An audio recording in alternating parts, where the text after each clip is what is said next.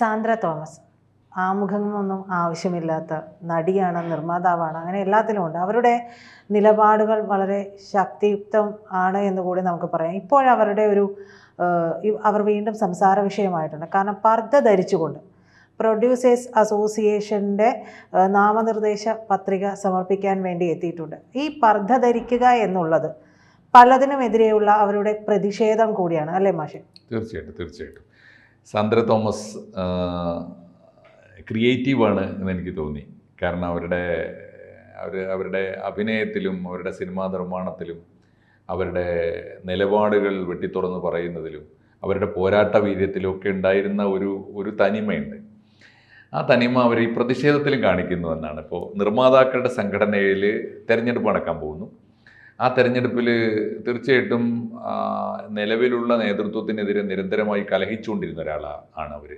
ഒരു സ്ത്രീ എന്ന നിലയിൽ മലയാള സിനിമ അനുഭവിക്കുന്ന ഗതികേട് എന്താണെന്ന് ആ ഇൻഡസ്ട്രിക്കകത്ത് ചെന്നുപെട്ട എല്ലാ സ്ത്രീകൾക്കും അറിയാവുന്നതാണ്. പുരുഷൻ്റെ ഒരു ഉപഭോഗ വസ്തുവായിട്ട് നമ്മൾ ഒരു പക്ഷേ ഏറ്റവും ജനപ്രിയമായൊരു മാധ്യമത്തിനകത്താണ്, ഏറ്റവും ഗ്ലാമറുള്ള ഒരു മേഖലയിലാണ് ഏറ്റവും കൂടുതൽ സ്ത്രീ വിരുദ്ധത നടമാടുന്നത് എന്ന് കഴിഞ്ഞകാല അനുഭവങ്ങൾ വെച്ച് ഏറ്റവും പുതിയ ഹേമ കമ്മീഷൻ റിപ്പോർട്ട് വരെ നമ്മൾ കണ്ടതാണ്. അതിനേക്കാളും ദുരന്തമായിരുന്നു ഹേമ കമ്മീഷൻ റിപ്പോർട്ടിന്മേൽ നടപടിയെടുക്കാൻ തീരുമാനിച്ചപ്പോൾ. ഒരാൾക്ക് പോലും നേർക്ക് നേരെ കേസ് കൊടുക്കാനോ കേസ് നടത്താനോ സാക്ഷി പറയാനോ കേസുമായി മുന്നോട്ട് പോകാനോ ധൈര്യമില്ല എന്ന അവസ്ഥ വന്നു. ദയനീയമാണ് Hema commission report. Hema commission റിപ്പോർട്ടിൻ്റെ അനന്തര നടപടികൾ അത് അമ്മയിലെ കാര്യം മാത്രമല്ല, സിനിമാ മേഖലയെക്കുറിച്ചുള്ളൊരു പൊതു കാര്യമാണ്. രണ്ട്, കേരളത്തിലെ ഏറ്റവും വലിയ ക്രിമിനൽ കുറ്റമായ ഡ്രഗിൻ്റെ വലിയ മാഫിയ ഉള്ളത് സിനിമക്കകത്താണെന്ന് പുറത്തു വന്നു. അതുകൊണ്ട് മലയാള സിനിമയെ പോലുള്ള ഒരു അധോലോകത്ത് ആണ് സ്ത്രീകളുടെ അഭിപ്രായത്തിന് ചെവി കൊടുക്കാൻ നമ്മൾ തയ്യാറാകേണ്ടി വന്നത്. അതിലൊരു പങ്ക് ഇപ്പോൾ അമ്മയ്ക്കകത്ത് വിമൻസ് കളക്റ്റീവ് നടത്തിയതുപോലെ അതിനേക്കാളും ശക്തമായ നീക്കമാണ് പലപ്പോഴും സാന്ദ്ര തോമസിനെ പോലുള്ളവർ നിർമ്മാതാക്കളുടെ സംഘടനയിൽ നടത്തിയത്. അവരെ അഭിനന്ദിക്കാതെ വയ്യ. അതിനിടയിൽ ഇപ്പോൾ അവർ കാണിക്കുന്ന ഒരു പ്രതിഷേധം വളരെ ക്രിയേറ്റീവാണ്. എപ്പോഴും ഈ ഒരു കലാകാരൻ്റെ അല്ലെങ്കിൽ കലാകാരിയുടെ പ്രതിഷേധത്തിന് ഒരു നോവൽറ്റി ഉണ്ടാവും, ഒരു പുതുമയുണ്ടാവും. അല്ലെങ്കിൽ ഇതുവരെ സഞ്ചരിച്ച വഴിയിലൂടെ സഞ്ചരിക്കാതിരിക്കുക, ഇതുവരെ പറഞ്ഞ വാക്കുകൾ പറയാതിരിക്കുക, പുതിയ വാക്കുകൾ കണ്ടെത്തുക, ആ കൂട്ടത്തിലാണ് പുതിയ പ്രതിഷേധ രീതികൾ. അത് ഏറ്റവും പ്രധാനപ്പെട്ട ഒരു കാര്യം. അതിന് അവർ കണ്ടെത്തിയത് നോമിനേഷൻ കൊടുക്കാൻ അവർ പർദ്ദ ധരിച്ച് ചെല്ലുന്നു. പർദ്ദ ഒരു പ്രതീകമാണ്. പർദ്ദ എന്തിൻ്റെ പ്രതീകമാണ്?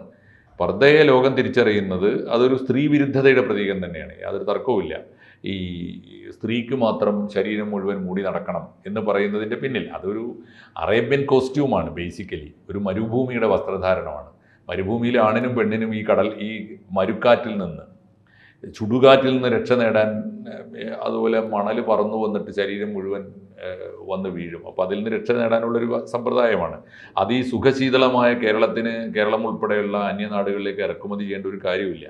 വിശ്വാസം വന്നപ്പോൾ അതിൻ്റെ കൂടെ വിശ്വാസത്തിൻ്റെ വസ്ത്രധാരണം എന്ന രീതിയിലാണ് അത് വിറ്റഴിക്കപ്പെടുന്നത്. അത് സത്യത്തിൽ നമ്മുടെ സംസ്കാരത്തിന് ആവശ്യമില്ലാത്തൊരു സാധനമാണ്. ഇസ്ലാമിക സംസ്കാരത്തിൽ പോലും കേരളത്തിലെ ഇസ്ലാമിൻ്റെ കൂടെ പർദ്ദ ഉണ്ടായിരുന്നില്ല. കേരളത്തിലെ മുസ്ലിം കമ്മ്യൂണിറ്റിക്ക് അവരുടെ ഓരോ പ്രദേശത്തും ആ പ്രദേശത്ത് രൂപപ്പെട്ടു വന്ന, ആ ദേശത്ത് രൂപപ്പെട്ടു വന്ന തനതായ വസ്ത്രധാരണ രീതിയുണ്ട്. യൂറോപ്യൻ ഇസ്ലാമിൻ്റെ രീതിയല്ല കേരളത്തിലും ഇന്ത്യയിലുള്ള ഇസ്ലാമിന്. ഈ നോർത്ത് ഇന്ത്യൻ ഇസ്ലാമിൻ്റെ രീതിയല്ല മലബാറിലെ ഇസ്ലാമിന്. പാകിസ്ഥാൻ ഇസ്ലാമിൻ്റെ രീതിയല്ല കേരള ഇസ്ലാം. ഇതൊക്കെ വ്യത്യാസമുണ്ട്. അതുകൊണ്ട് ഇസ്ലാമും പർദ്ദയും തമ്മിൽ സമീകരിക്കുന്നതിലും അർത്ഥമില്ല. പർദ്ദ എന്തോ ഇസ്ലാമിക വേഷമാണ് എന്ന് ന്യായീകരിക്കാൻ ശ്രമിച്ച ചില ഇസ്ലാമിക പണ്ഡിതന്മാരുണ്ട്. അവരെയൊക്കെ തന്നെ കാലം വലിയ തോതിൽ വിമർശിച്ചിട്ടുമുണ്ട്. ഇസ്ലാമിനകത്ത് നിന്ന് തന്നെ വലിയ ക്രിട്ടിക്കൽ ഇൻസൈഡേഴ്സ് പർദ്ദക്കെതിരായും വന്നിട്ടുണ്ട്. അതുകൊണ്ട് തന്നെ ഇപ്പോൾ സ്ത്രീകൾ ഉൾപ്പെടെയുള്ള വലിയ മൂവ്മെൻറ്റ് പർദ്ദക്കെതിരായി ലോകത്തിലെങ്ങും മുസ്ലിങ്ങൾക്ക് ഇസ്ലാമിനകത്ത് തന്നെ അത് വന്നിട്ടുണ്ട്. പക്ഷേ ഈ വിഷയം അതല്ല. ലോകത്തിലെ അങ്ങേയറ്റം സ്ത്രീവിരുദ്ധമായ ഒരു വസ്ത്രധാരണത്തെ സാന്ദ്ര തോമസ് അണിഞ്ഞു വരികയാണ്. ഒരു പ്രതിഷേധത്തിൻ്റെ സൂചനയാണത്. അതൊരു വലിയ സൂചനയാണല്ലോ. ഇപ്പോൾ നമ്മൾ വായ മൂടിക്കെട്ടി പ്രതിഷേധിക്കുക എന്ന് പറഞ്ഞാൽ ഈ വായ മൂടിക്കെട്ടുന്നതും മിണ്ടാതിരിക്കുന്നതും നല്ല കാര്യമായതുകൊണ്ടല്ലല്ലോ. മിണ്ടാൻ അനുവദിക്കാത്തവനെതിരായുള്ള ഒരു പ്രതിഷേധമാണല്ലോ അത്. അങ്ങനെയാണല്ലോ, എപ്പോഴും അങ്ങനെയാണ്. നമ്മളിപ്പോൾ കറുപ്പ് ബാഡ്ജ് അണിയുക അല്ലെങ്കിൽ കറുപ്പ് വസ്ത്രം അണിയുക, അത് നമ്മുടെ ദുഃഖത്തിൻ്റെ സൂചനയാണ് എന്ന് പറഞ്ഞാൽ അതിനർത്ഥം ഈ കറുപ്പ് മുന്തിയതായതുകൊണ്ടല്ല, അത് കറുപ്പ് കൊടി മുന്തിയതായതുകൊണ്ടും അല്ലല്ലോ. ഈ ദുഃഖം താൽക്കാലികമായിട്ടെങ്കിലും പ്രകടിപ്പിക്കേണ്ടതുണ്ട്. അങ്ങനെ ഒരു പ്രതിഷേധ രൂപമായിട്ടാണ് നമ്മൾ ഇതിനെ കാണേണ്ടത്. അത് ആ അർത്ഥത്തിൽ പർദ്ദ അണിഞ്ഞു വരുന്നു എന്ന് പറഞ്ഞാൽ ഇവർ നേരത്തെ നടത്തിയ ചില ഡിസ്കോഴ്സിൻ്റെ കൂടി ഭാഗമാണത്. ഇവർ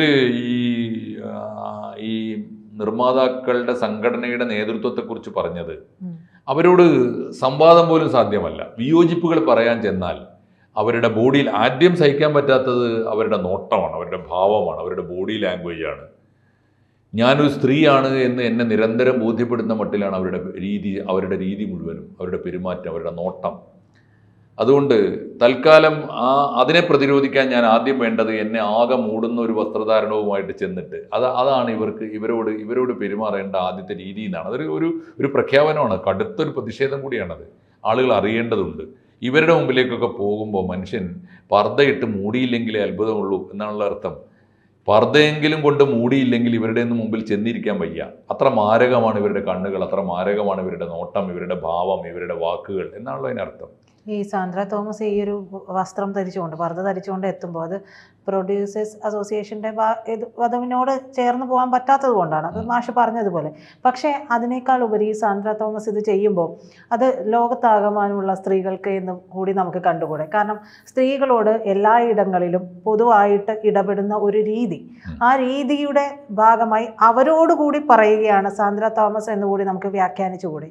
തീർച്ചയായിട്ടും അതാണ് വളരെ കറക്റ്റാണ് ആ നിരീക്ഷണം. കാരണം സാന്ദ്ര തോമസിൻ്റെ ഈ പ്രതികരണം കേരളത്തിലെ ഈ പ്രൊഡ്യൂസേഴ്സ് ഓർഗനൈസേഷൻ എന്ന് പറയുന്ന ഒരു കൊച്ചു സംഘടനയുടെ നേതൃത്വത്തോടുള്ള പ്രതിഷേധം മാത്രമല്ല, ലോകത്തിലെങ്ങുമുള്ള സ്ത്രീകൾക്ക്, സ്ത്രീ സമൂഹത്തിന്, തൻ്റെ വർഗത്തിന് കൊടുക്കുന്നൊരു വലിയ കമ്മ്യൂണിക്കേഷൻ കൂടിയാണ്, വലിയ മെസ്സേജും കൂടിയാണത്. നിങ്ങൾക്ക് ഇവരെ, ഒന്നാമത്തെ കാര്യം, നിങ്ങളുടെ അഭിപ്രായം പറയേണ്ടതുണ്ട്. നിങ്ങൾക്ക് ഈ പുരുഷാധിപത്യ ക്രമത്തെ നിങ്ങളുടെ തൊഴിലിടങ്ങളിലും നിങ്ങളുടെ സമൂഹത്തിലും പ്രതിരോധിക്കേണ്ടതുണ്ട്, പ്രതിഷേധിക്കേണ്ടതുണ്ട്.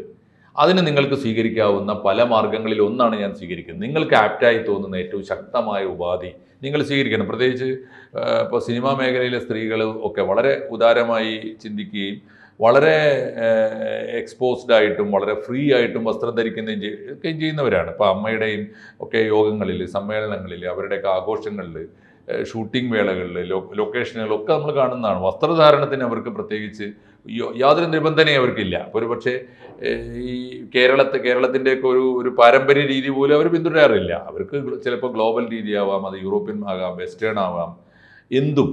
അപ്പോൾ ആ കൂട്ടത്തിൽ ഏറ്റവും പ്രാകൃതം എന്ന് പൊതുവെ, ഏറ്റവും അപരിഷ്കൃതമെന്നും അങ്ങേയറ്റം സ്ത്രീവിരുദ്ധമെന്നും പൊതുവെ വിലയിരുത്തപ്പെടുന്ന ഒരു വസ്ത്രം ധരിച്ചു എന്ന് പറഞ്ഞാൽ അത് പ്രതിഷേധത്തിൻ്റെ അങ്ങേയറ്റമാണ്. അതുകൊണ്ട് നിങ്ങൾ പ്രതിഷേധിക്കേണ്ടിയിരിക്കുന്നു, നിങ്ങൾ പ്രതികരിക്കേണ്ടിയിരിക്കുന്നു. നിങ്ങൾക്ക് പ്രതികരിക്കുമ്പോൾ തീർച്ചയായിട്ടും തിരിച്ചടി ഉണ്ടാകും. കാരണം ഒരു പുരുഷാധിപത്യ ക്രമമാണ് എല്ലായിടത്തും നമ്മെ ഭരിച്ചുകൊണ്ടിരിക്കുന്നത്. അത് ഏറ്റവും ഒടുവിൽ തെളിഞ്ഞത് മലയാള സിനിമയിൽ നിന്നാണ്. സിനിമാ ലോകം പൊതുവെ അങ്ങനെയാണ്. അപ്പോൾ അങ്ങനെ വരുമ്പോൾ നിങ്ങൾക്ക് നിങ്ങളുടെ രീതിയിൽ പ്രതിഷേധിക്കേണ്ടതുണ്ട്. അതിന് ഏറ്റവും ആപ്റ്റായ, ഏറ്റവും ശക്തമായ മാർഗങ്ങൾ സ്വീകരിക്കണം. അതുകൂടി തന്നെ അർത്ഥം. ഇനി ഇതിൻ്റെ നെഗറ്റീവായൊരർത്ഥം കൂടി എടുക്കേണ്ടതുണ്ട്. അത് ഇപ്പോൾ മതമാണ്. ഇപ്പോൾ ലോകത്തിലെ ഇസ്ലാം ഒരു ടിപ്പിക്കൽ സെമിറ്റിക് മതമാണല്ലോ. അപ്പോൾ മതങ്ങൾ എങ്ങനെയാണ് അതാത് മതത്തിനകത്തെ സ്ത്രീകളെ കാണുന്നത്? അവരെ വേറിട്ട് നിർത്തണം. അവർക്ക് വേറെ ഒരു അടിസ്ഥാനമില്ലാത്ത കാര്യമാണ്. ഇപ്പോൾ പർദ്ദ എന്ന വേഷവിധാനം അറേബ്യൻ സമൂഹത്തിൽ അബായ എന്നൊക്കെ, പർദ്ദ പോയ തോബ് എന്ന ആണുങ്ങൾക്ക് പറയും, അബായ എന്ന് പറയുന്ന പെണ്ണുങ്ങൾക്ക് പറയും. ഇതിന് ആകെ മൂടുന്നു, ഈ ചുടുകാറ്റിൽ നിന്ന് രക്ഷപ്പെടാൻ വേണ്ടി ആകെ മൂടുന്നു എന്നല്ലാതെ അതിനൊരു നിറവ്യതിയാനം എവിടെയുമില്ല, ചരിത്രത്തിൽ എവിടെയുമില്ല. പ്രവാചകൻ ഈ വെള്ളവസ്ത്രം നല്ലതാണെന്ന് പറയുന്നുണ്ട്. അത് അറേബ്യയും മരുഭൂമി ചൂടും ഒക്കെ ആയിട്ട് ബന്ധപ്പെട്ട ഒരു കാലാവസ്ഥാ പ്രശ്നം കൂടി ഉണ്ട് അതിനകത്ത്. ഇനി അങ്ങനെ അല്ലെങ്കിൽ പോലും വെള്ളവസ്ത്രം നല്ല വസ്ത്രമാണ്, വെള്ളനിറം നല്ലതാണ് എന്ന് പറയുമ്പോൾ, ശുഭ്രവസ്ത്രധാരി നല്ലതാണെന്ന് പറയുമ്പോൾ ലോകത്തിലെ പല വിഭാഗങ്ങളും അങ്ങനെ സ്വീകരിക്കാറുണ്ട് ശുഭ്രവസ്ത്രം. പക്ഷേ അത് സ്ത്രീകൾക്ക് വേണ്ടെന്ന് പറഞ്ഞിട്ടില്ല. അങ്ങനെയാണെങ്കിൽ എല്ലാവർക്കും വെള്ളവസ്ത്രമാണ് വേണ്ടത്. പക്ഷെ സ്ത്രീകൾക്ക് മാത്രം കറുപ്പ്, പുരുഷന്മാർക്കൊക്കെ വെളുപ്പ്. അങ്ങനെ വ്യതിയാനം വന്നതുപോലും ചരിത്രവിരുദ്ധമാണ്. അതുകൊണ്ട് മതസമൂഹങ്ങൾക്കകത്തു പോലും ഒരു പ്രതിഷേധത്തിനും ഒരു പുതിയ അവബോധത്തിനും ഇത് ഇടയാക്കുന്നുണ്ട്. ആ അർത്ഥത്തിൽ പ്രജിത പറഞ്ഞ വളരെ ശരിയാണ്. എല്ലാവർക്കും, ലിംഗനീതിക്ക് വേണ്ടി വാദിക്കുന്ന എല്ലാവർക്കും, കടുത്ത അതിമനോഹരമായ പ്രതീകാത്മകമായ കലാപരമായ ഒരു മെസ്സേജാണ് സാന്ദ്ര തോമസ് കൊടുത്തിരിക്കുന്നത്. ഈ കാര്യത്തിൽ അവരുടെ ഈ പ്രതീകാത്മകമായ പ്രതിഷേധത്തെ മലയാളി തിരിച്ചറിയും, അത് നെഞ്ചേറ്റും എന്ന് നമുക്ക് കരുതാം.